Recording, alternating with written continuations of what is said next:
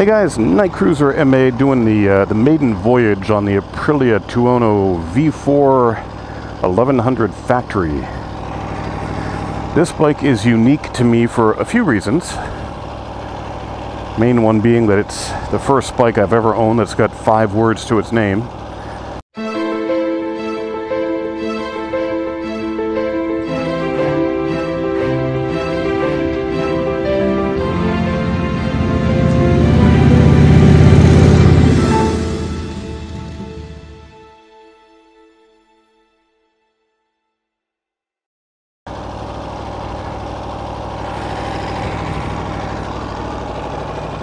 Another reason is the fact that I cannot even remotely touch the ground on this thing. It is like you get a choice of which foot you want barely touching the ground. Wow. But that's okay, and I'll tell you why.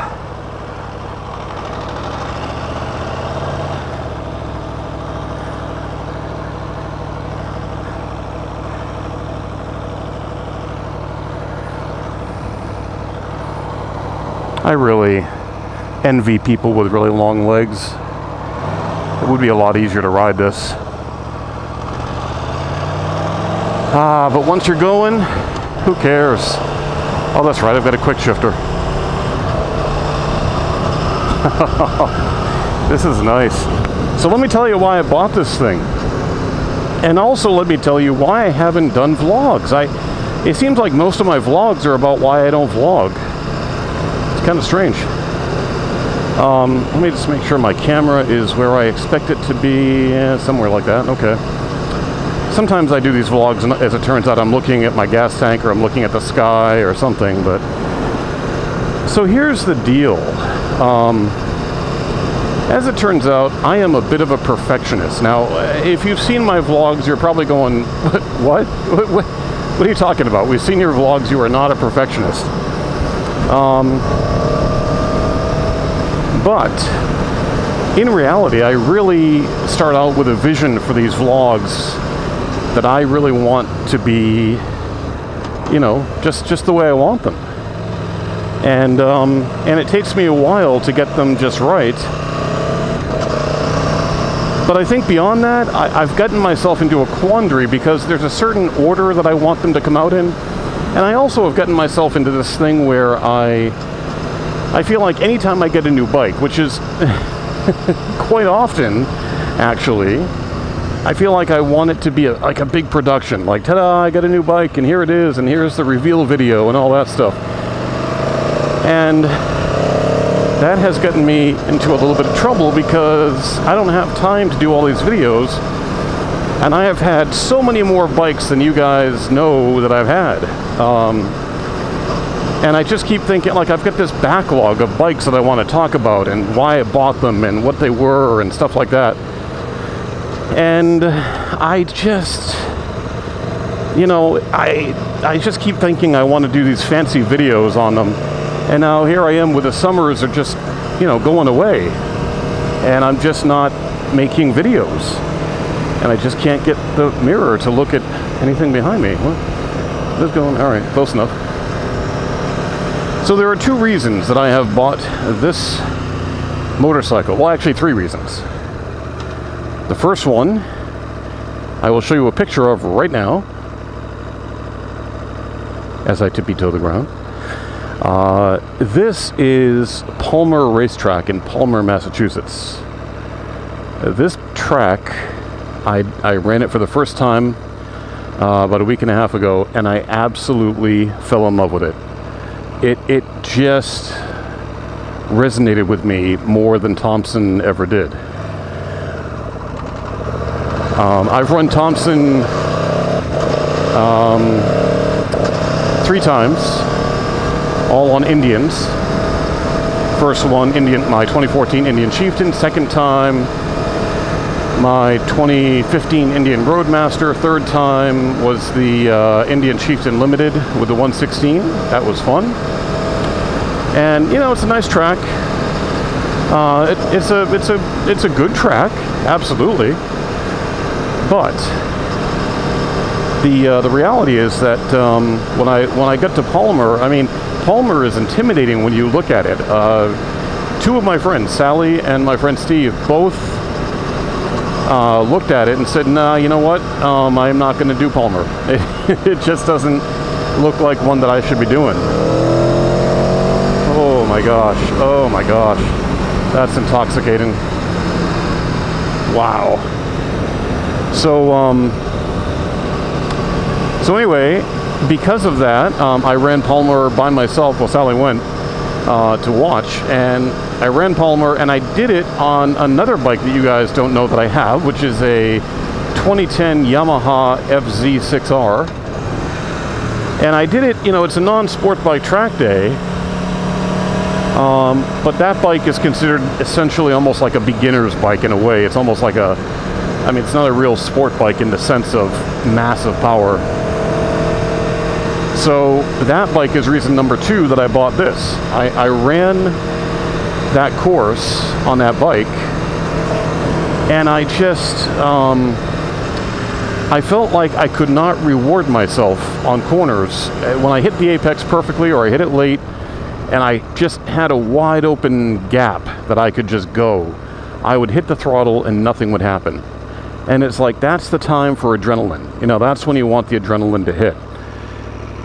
And it was not happening for me. Oops. I gotta remember, this is not a cruiser. I actually have to give it some gas when taking off.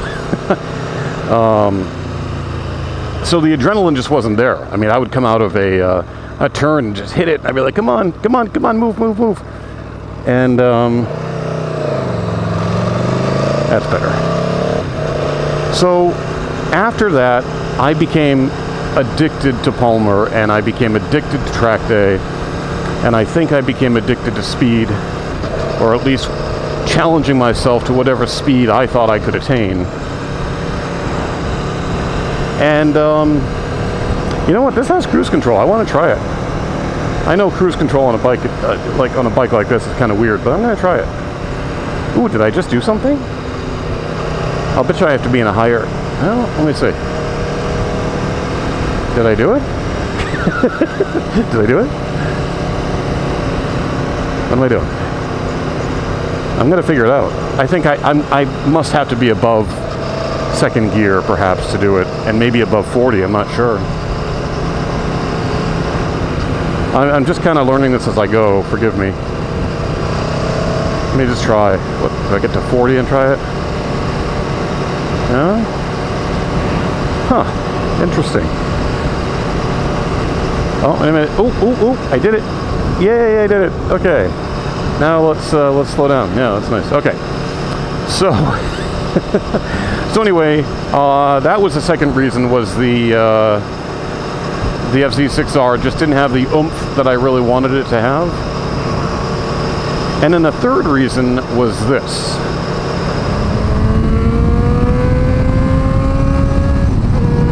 Just got my foot caught on the pavement when I was trying to upshift. Yes, that was me on the FZ6R. Now the FZ6R, one of the reasons I bought it, and I bought it last year, I think, no, I bought it this year. It was a used bike. It was about $4,000. And it had about 8,000 miles on it, and it fit me really well because it was not as aggressive as a true sport bike. You know, there were no clip-ons or anything. It was just straight handlebars, and it just felt really good to me. And it's been lowered by, I don't know, like 3 inches or something, or 4 inches. It's crazy how much it's been lowered.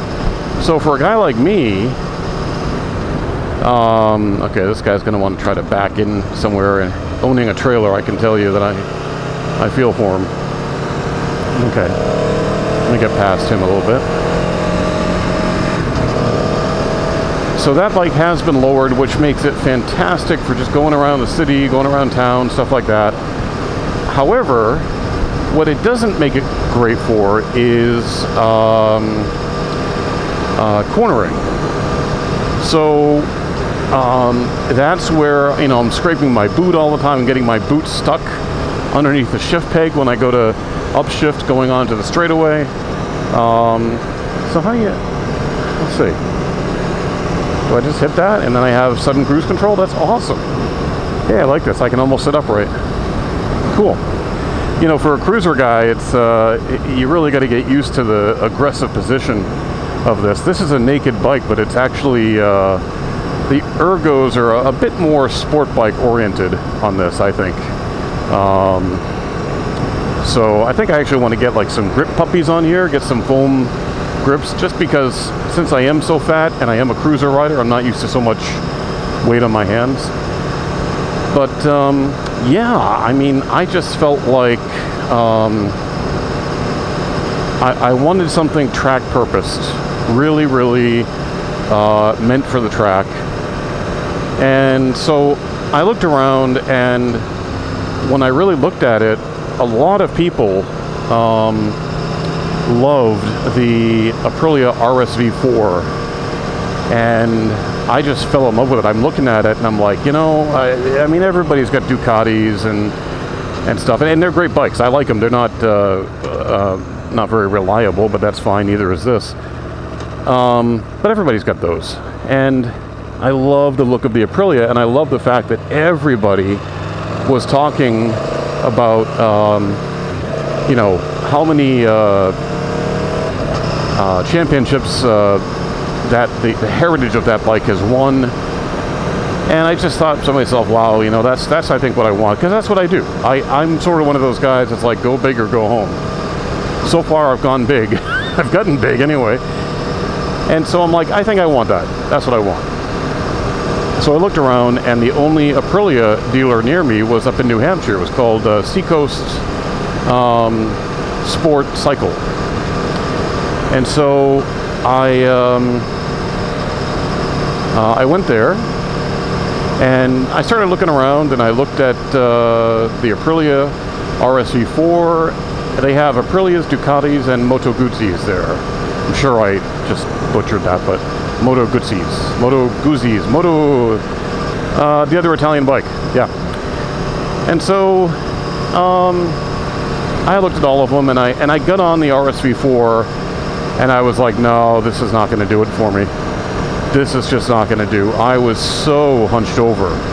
I mean, this is at that borderline of barely acceptable for me, for my weight and my wrist angle and all that. I mean, if I could lose 100 pounds, I'd be like, you know, this would be perfect. But sadly, it's not really happening. So unfortunately, I was giving up on my dream of the RSV4, and then I saw the Tuono, and I thought, oh, wait, what do we have here? And oh, you know what? You know what I just realized? I am completely breaking the law right now. I have no license plate on my bike. Oh boy. Okay. What? Yikes! What do I do? I'm gonna go home. I think I have my license plate at home. I just passed. There's a state trooper that lives there, and I just passed his house and I saw his car, and something in my brain just went, "Hey, police, interesting." And I was just talking about the dealership. I realized, I'm used to buying bikes in Massachusetts where you get the registration done. I mean, moms will kind of do that for you as part of the drive program there. And I just realized I do not have a plate on here. Okay, well, I think if I see a cop behind me, I'm just going to pull over and be like, "Hi, I'm busted." Just cut it off at the pass, Yikes, I can't believe I did that. I'm driving with no plate on my bike. By the way, if it looks like my directional's on, it's not. That's the cruise control flashing at me down there. Oh, I cannot believe I did that. I guess it's good that I found it. All right, let me head home, and I'll pick this up in just a few minutes. Jeepers.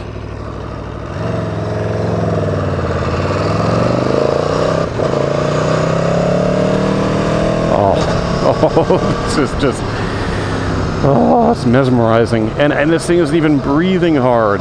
It's not even breathing hard. This is just insane. My arms are so sore, and it's awesome. You know, this quick shifter is actually up and down. So I just haven't used the... I have not used the blipper yet to shift down. I don't know why. It just doesn't feel right to me. You know, I mean, I can shift without the clutch on my cruisers or any other bike. I did it on my FZ6R all day, a track day, and that doesn't have a speed shifter. But downshifting, it just feels weird to me. So I'm going to try it right here. Here we go. Oh, that felt weird, but that's really interesting. Wow.